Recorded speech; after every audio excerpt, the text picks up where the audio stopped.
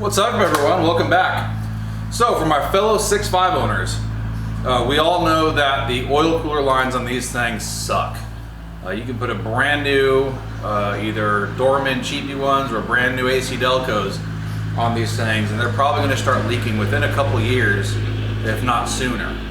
My last Suburban I had, I bought a set of hydraulic lines that had been converted into to made to be work with a stock oil cooler, and that was pretty cool. Hydraulic shops charge about $100 to do this. I had some AN10 lines laying around, so I went to a hydraulic line supplier and bought some fittings. And so I'm going to make my own lines out of some hydraulic line fittings and some AN10 and some other parts, and I'm going to show you kind of what led me down this rabbit hole. On a side note, if you're rebuilding an engine like I am, prior to I believe 97, the oil cooler line ports on the side of the block are 3/8 inch National Pipe Thread, or NPT. 97 and newer, it might have been 98, I don't remember what year they changed, they went to a bigger 1/2 inch NPT fitting. I knew about this, I just completely forgot when I had this block at the machine shop. I should have had them open the oil port lines on the side to 1/2 inch, because that would have given me better oil flow.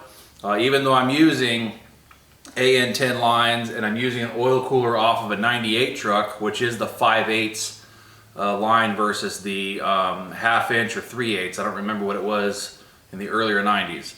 So if you're having a block rebuilt at the machine shop that is the older model, that has the smaller ports, it'd be worth it to spend the extra few bucks to have the machine shop drill those out and retap them to the bigger threads so you can put bigger cooler lines on, or at least not have that restriction, that bottleneck like I'm going to have in that one area. Again, we're not building a drag race truck here, so I'm not too worried about it. I'm trying to do everything I can cooling wise and just allowing this truck to breathe. I'm doing a lot of upgrades to it, and I'm not going to look for a lot of horsepower. I just want to give this engine its best chance, because we all know these 6.5s aren't the leader out there for muscle and power and torque and horsepower. But they are good engines. They last a long time if you take care of them properly, and they're known for really good gas mileage, and that's what I'm going for. So, I should take a few minutes to clean off this bench. I really should, because I hate the mess. Yeah, let's do that. Oh, this is a failed attempt right here at making the newer oil lines work with the older style block. I cut the two nuts in half, welded them together. That was a whole fiasco. It didn't work. There's just not enough room between the header and the block. Well, not the header, but the engine block.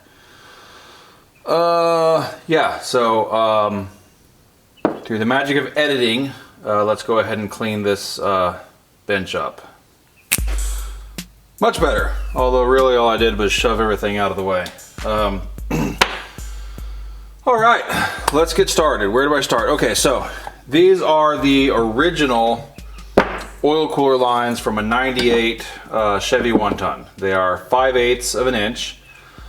And this is what the end of them looked like, where the factory rubber hose was crimped. So my original idea was to just take the AN line, shove it over this, and put a heavy duty clamp on it. It's kind of got some barbs on there. Honestly, it probably would have worked. But my thought process in it, when it's cold, you're reaching up to 80 psi of oil pressure, it is not worth it to me to save a few bucks in fittings, to do it the right way, to possibly blow an oil line off and puke all your oil all over the ground and ruin your engine. So I'm doing it right. So if you have a bunch of AN stuff laying around from an old project, this may be the way to go.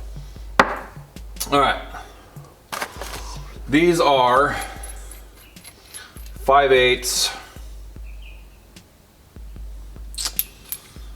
JIC, I believe they call them, which is apparently, from what I'm told, same as AN10, but in steel or stainless steel versus aluminum.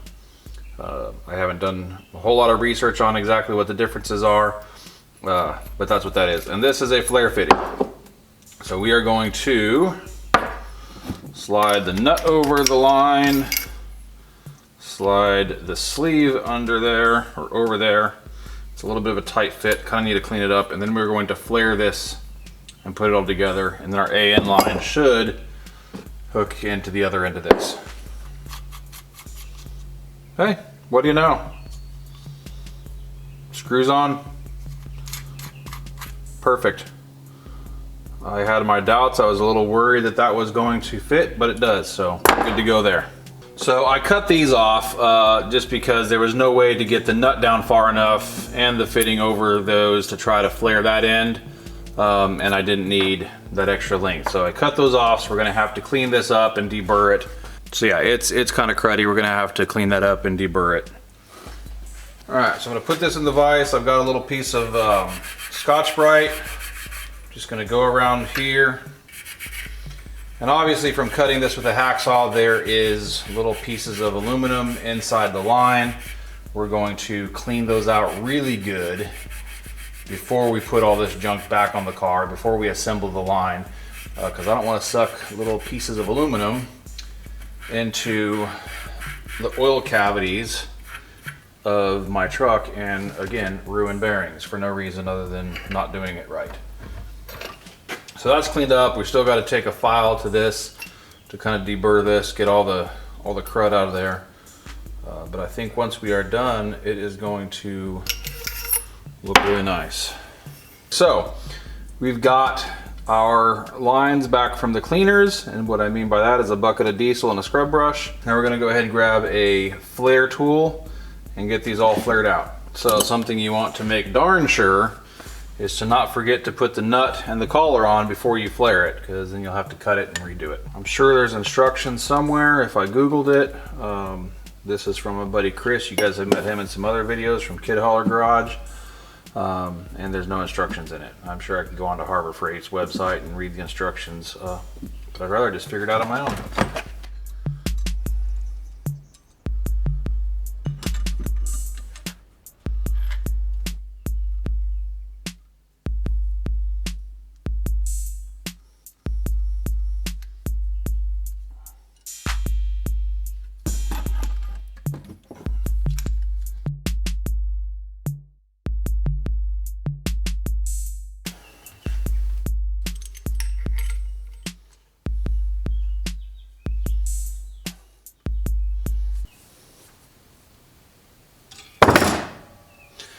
So you remember 5 minutes ago when I said make sure you don't forget to put your collar and nut on before you flare it?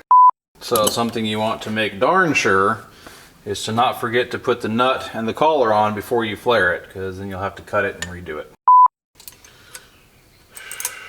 That was a boneheaded mistake. If it doesn't show, and any of you are wondering, I am not a professional. Okay. Those are done. I'm going to throw some new O-rings on them, get them slammed up into the oil cooler, see where they line up, and figure out what AN end fittings I'm going to use on them.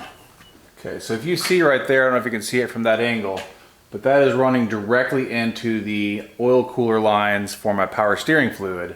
So we're going to have to kind of tweak that a little bit and put a 45 AN on it to not run straight into that power steering pump box thing.